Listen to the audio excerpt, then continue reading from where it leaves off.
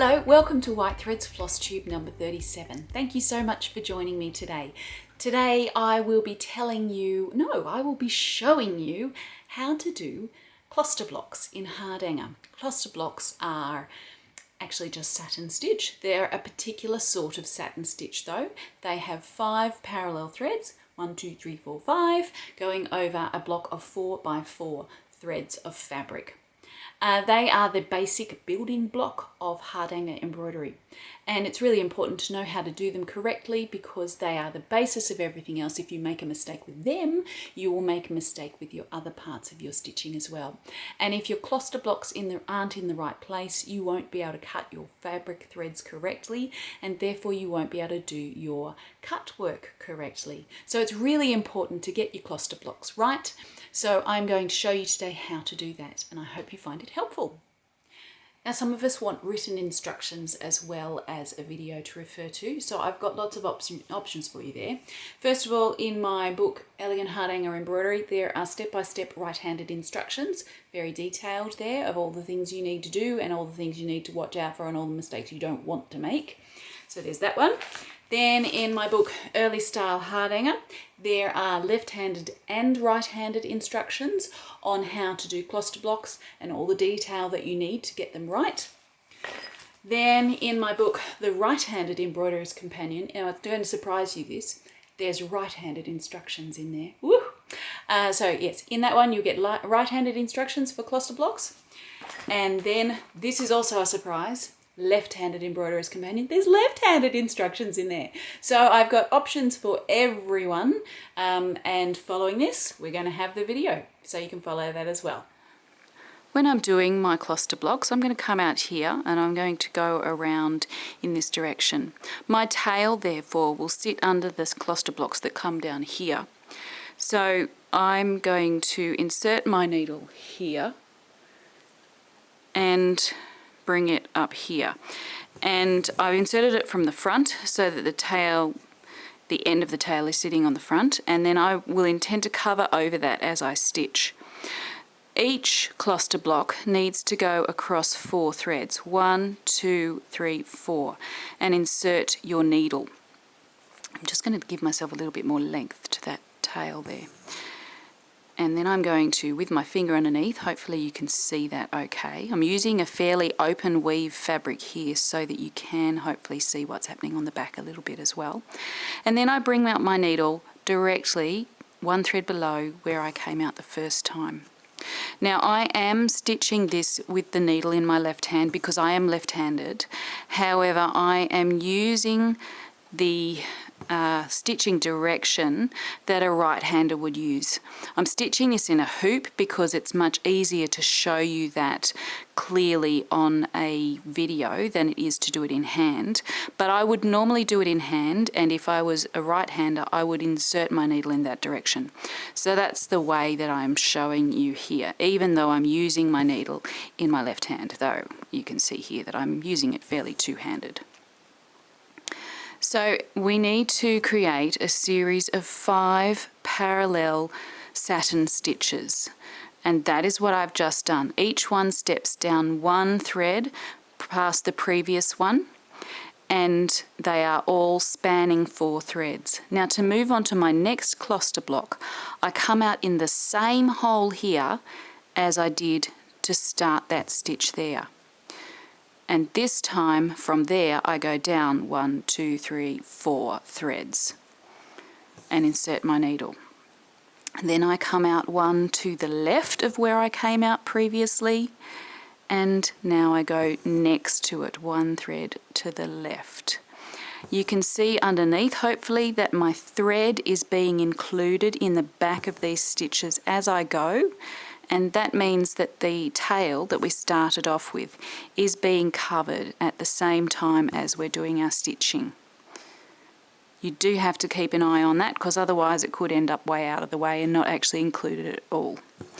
Okay, so that completes that cluster block. You can see once again I've got 5 stitches parallel. They span 4 threads in that direction. They also span 4 threads in this direction because of the way the fabric and the stitches sit. So I've gone in here. My next place to come out will be 4 threads across to here. And then we will go back into that same hole. So you can see that the cluster blocks share holes with one another. There is no gap in between. They are sharing holes. So again, we will do 5 stitches.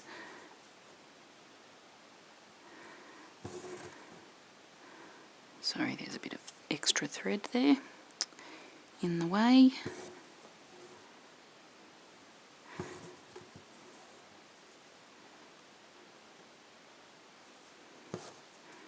And we just keep going.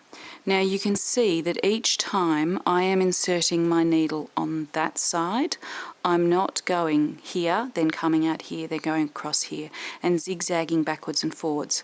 My stitches all go in that direction for that orientation of cluster blocks, and these ones all go in that direction. They are all going that direction. None of them come back in the opposite direction. Okay, so we inserted our needle here. This time we will bring it out here, which is where we brought out our needle to start that stitch. And again, we will count down 1, 2, 3, 4 threads and insert the needle. Then we will come out 1 to the left of that and keep going. So again, we will have 5 parallel satin stitches. Now, why would you not want to zigzag your stitches backwards and forwards? And by that I mean if this one goes this way, the next one could end up here, and we could zigzag backwards and forwards. So that on the back there's pretty much nothing, and on the front that's where you see all the threads. Well, the reason why we don't want to do that is because if we then cut these threads here, which is generally the idea, and this stitch here goes that way and that one goes that way, when we cut that thread there, that stitch will flip up. There will be nothing to hold it down. And that's a problem because it won't sit right and it won't cover the ends of those threads there that have been cut, which is what the purpose of these satin stitches are. Apart from the fact that they look lovely, they are also to bind the edges of where we're going to make our cuts. So that's why you don't want to zigzag backwards and forwards and wiggle backwards and forwards. And the other reason why is because when we have all of our stitches sitting in the same direction, they all sit nicely with the same tension in the same stitch direction. If we have one going that way and one going that way, they will actually curve and they won't sit parallel to each other and it won't look nearly so good. Okay, so I've done that side and now I'm going to start going up here. So I entered my needle there, I inserted it there, and this time I need to come out here. And from there, I will go across to here. Now at this point, normally I would turn my hoop around and continue working, but I'm just going to continue doing it this way. So at this point here, you start to see the stitches looking a bit more left-handed, because if I was stitching with a scooping method, which is more like that angle, action rather than stabbing as I am doing here because it's in a hoop, then that would be a much more left-handed way to do it. If we turned it 90 degrees, so turned it like that, then it would still be right-handed. Okay, so now we've got our 4 parallel satin stitches of that one, and to start the next block we count 1, 2, 3, 4 out to there. So you will note that there are no holes between cluster blocks and we never have a thread going, say, from here to here, because if we did that, the stitching direction would change. And instead of bringing my needle out here and going here, so my battery ran out, so I've just undone a little bit and I'm going to start that bit again so that we can go over that again. So I've counted up 4 threads from here and inserted the needle. I believe I was talking about changing the stitching direction. We'll just complete this one and we'll do that again. We'll start that discussion again so that you can learn that bit. Right, so we've got 3 parallel stitches. We need 5 in total. That's the 4th one. That's the 5th one. Okay, so to move on to our next one, we come out here. And that means that we will continue our same spiraling in the same stitch direction as before. What you don't want to do is to count across to here and go back that way, because that actually changes your stitching direction. You have a thread across the back here. I think you can probably see that okay because of the way the light's shining. And that means that instead of all of our stitches starting here and going across to here, this one starts this way and we will continue that way. We don't want to do that. You should continue the same way throughout the whole thing. Now I've got a knot. There we are. So that's why we need to come out through that same hole there and continue in this way here. So you don't want to change stitch direction any time during the process.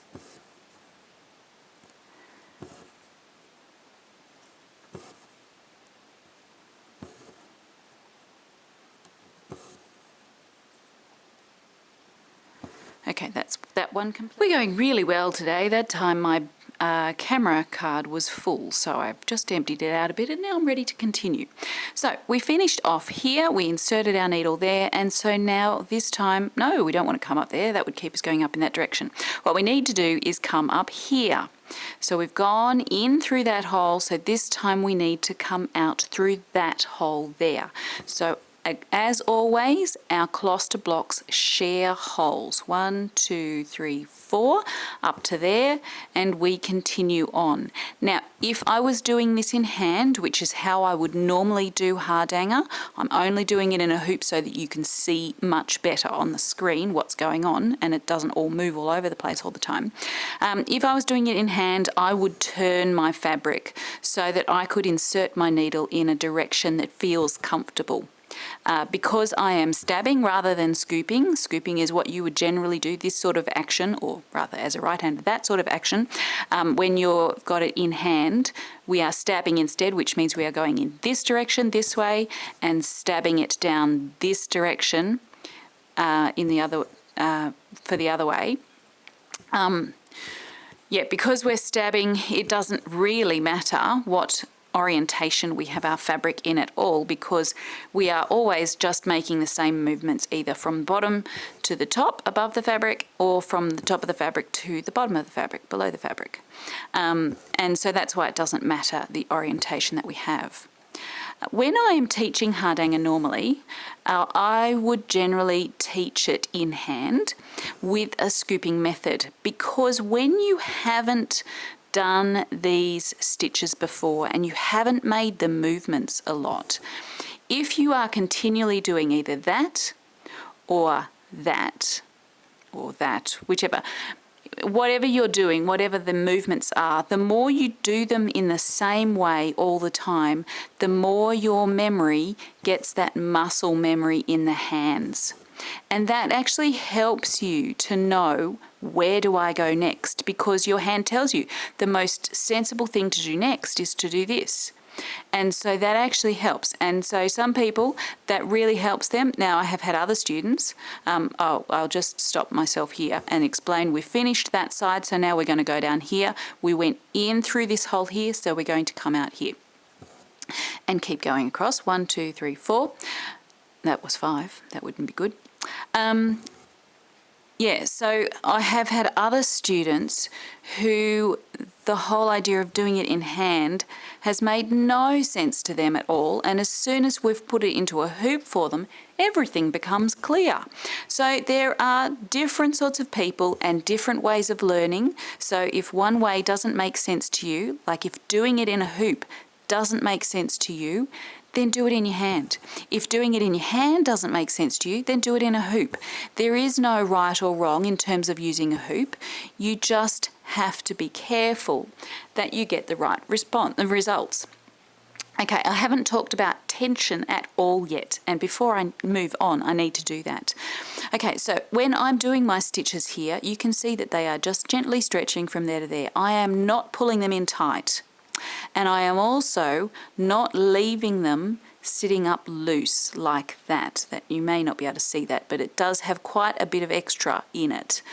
I am just letting them gently stretch that whole distance across the 4 fabric threads. You don't want to pull too tight. Hang on, I've got a knot here. Get out of there, knot.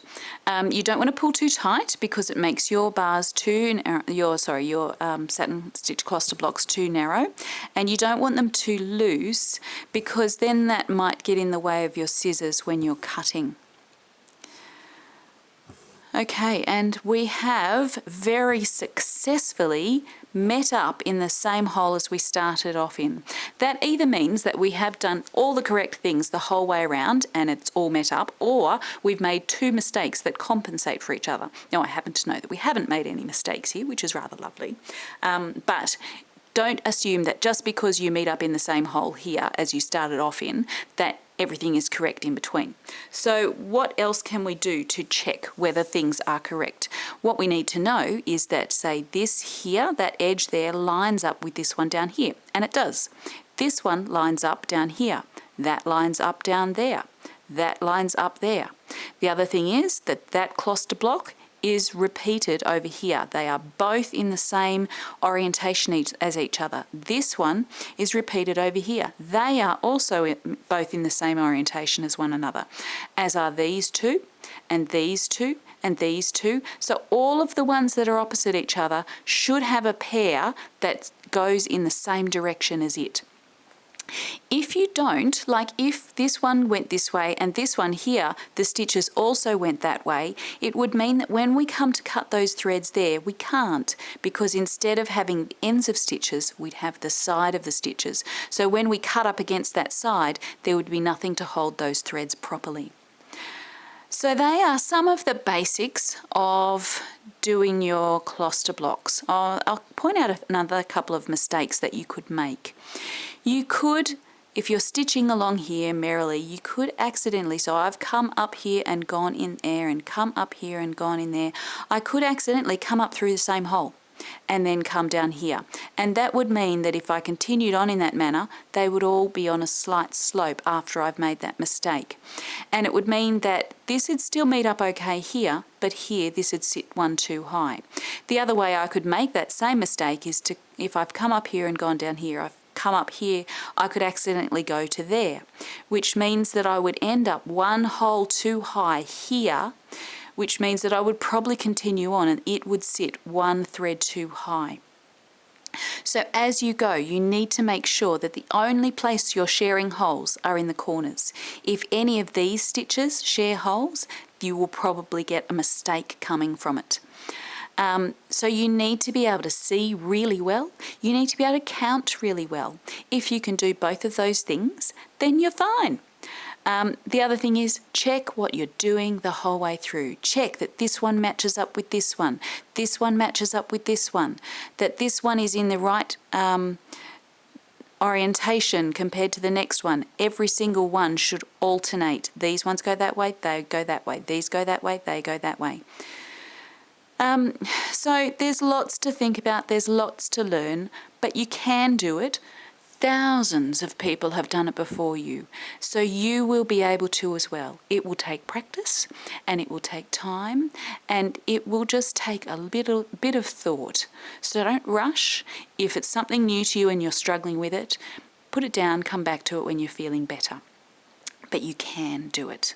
Okay, the last thing I wanted to show you was how I finish off my threads. So I have flipped this over to the back and now I am just going to run my needle under the back of about 4 or 5 cluster blocks. So that's the second one, that's the third one, the fourth one, and the fifth one. So then I can take my scissors and trim that off. Now we don't have to do that with the beginning part because we worked it under our stitching as we went, so what we can do now is just trim that off. So my rule of thumb is generally to finish off my threads under 4, as we have here, or 5 cluster blocks, and I generally find that that's enough to hold it. Well, I hope you understood all that. There's so much to remember, so many things to get right, so many mistakes not to make. If you have any particular questions about any of that, please just ask. You can comment down below the video on YouTube. There's a comment section there. If you're seeing this on Facebook, you can comment below there. If you are seeing this on my blog, White Threads, you can comment there. If you're seeing it on Instagram, you can see it there. There are all these places that I put my videos so that everyone can see them. So yeah, if you've got questions, please ask and I will do my best to answer them for you. If you haven't signed up to White Threads FlossTube yet on YouTube, I would love it if you did. It helps me in that YouTube sees that my videos are popular, and that means that they show them to more people. The more people that get to see these things, the more people that can benefit from them. So you can like the video as well, you can comment on the video. All these things are ways that YouTube understands that people like to see my videos. And I would also love it if you would share them with other people. So if you know people that are struggling with cluster blocks, then I'd love you to direct them to this video. Thank you so much for joining me today, and I look forward to seeing you next time.